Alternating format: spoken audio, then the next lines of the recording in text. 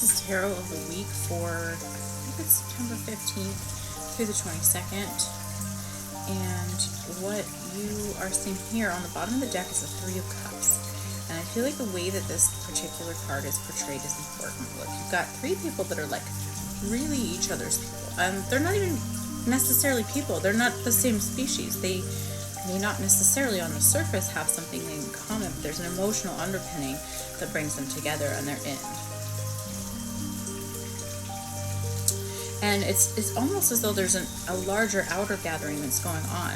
And I'm not saying that they're hostile to that, but they seem to be, like, at best kind of indifferent to it. That there might be some other meaning, but this is what's important right here.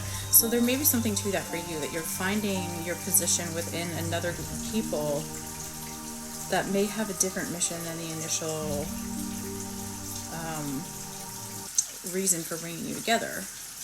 So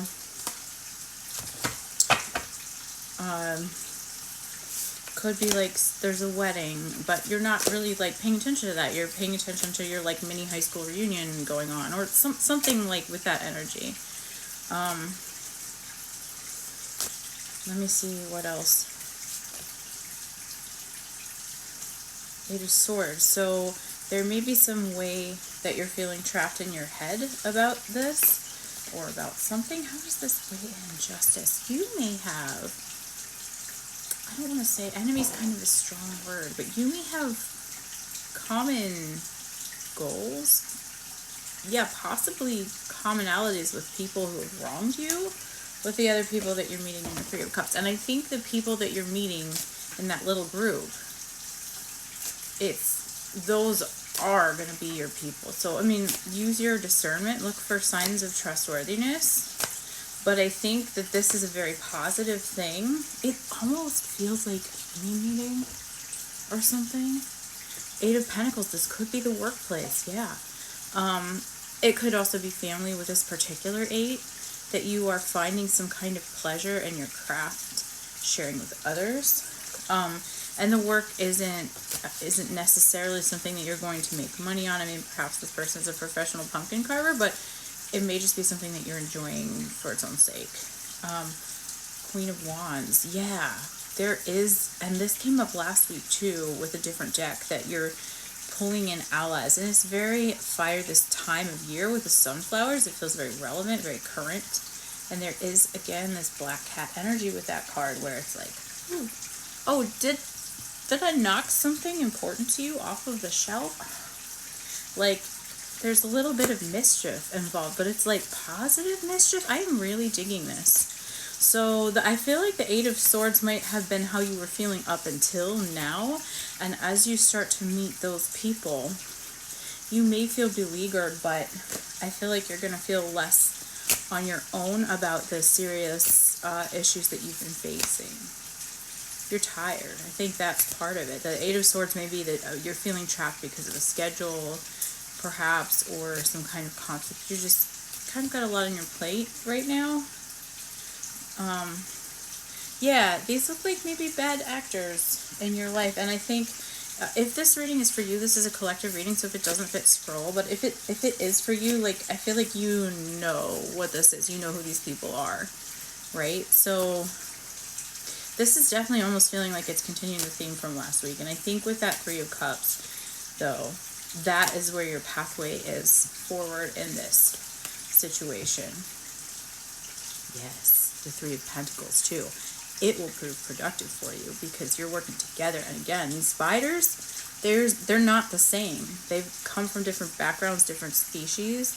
They are working together to create something that is positive. And so I think whatever's going on with that negative energy, and it could just be in the larger global stage even, that you're going to come in and find your team. This is almost like picking your zombie apocalypse team vibes. I'm sorry, I'm not to make it that dramatic, but you know, it is 2025. I can't imagine that a ton of us love this timeline. And the Empress came out again. Yeah. So I do feel like that struggle energy is going to start to unwind as you step deeper into a type of manifestation that has you moving at a natural pace. It's not that breakneck Knight of Wands exploitation, corporate insanity pace. It's like like you can't speed up how fast a plant grows, right? You can want it to grow faster. You can give it certain nutrients and things like that. But ultimately, if you try to pull your crop too soon, you're going to get bitter berry. So, Page of Cups, it's okay to get a little bit of dreamy with this. Let me see if there's anything else for this collective. How are we getting unstuck? And if there are any tools that you can use, that kind of thing. Not that's too many cards. All right. Okay, there's one. What do we got? The Seven of Swords. Okay. You may be going off the books a little bit. This might be someone who is, this is a thief card, but I almost feel like this is working in your favor here. Be careful, like look out for yourself, but you might be finding some kind of underground tools to help you, or that you are making money in ways that are off the books. That will, so like go ahead and put yourself first. Just, again, don't think you can do everything by yourself. Know that, like, for some of you, this could be someone to avoid. So again, use your discernment there.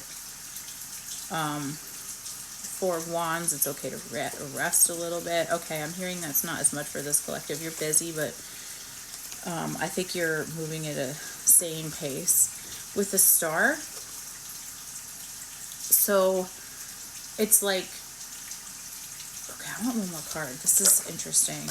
I feel like there's something kind of important about this. Why is the Seven of Swords coming out as sort of a tool?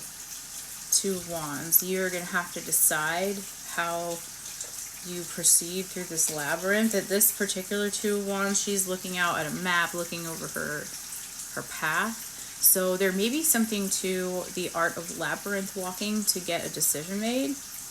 And if you encounter some unorthodox tools, you have to decide like how you're going to play it, if you're going to go by the book or not. Let me see. I think do the thing that aligns with your values, but that doesn't have to be the collective values. It doesn't have to be this rich money hoarder's values. It can be what you yourself believe. So take the labyrinth time to look at things from a different perspective. Like, I'm really feeling for some of you going to try to find a labyrinth, or maybe you can do it virtually, like with a video walkthrough or something like that. And I understand that this card might be unsettling, but this is the Wheel of Fortune. This is good. This is things turning in your favor. So while it might feel unsettling at first, I do feel like you're getting a glow up, some kind of boost in your fortune. Let me see if there's any last bit about that Seven of Swords, or how that really ties in with the rest of the message.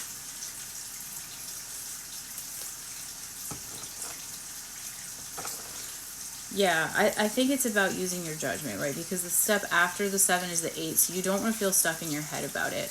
How are we going to make our decision this time?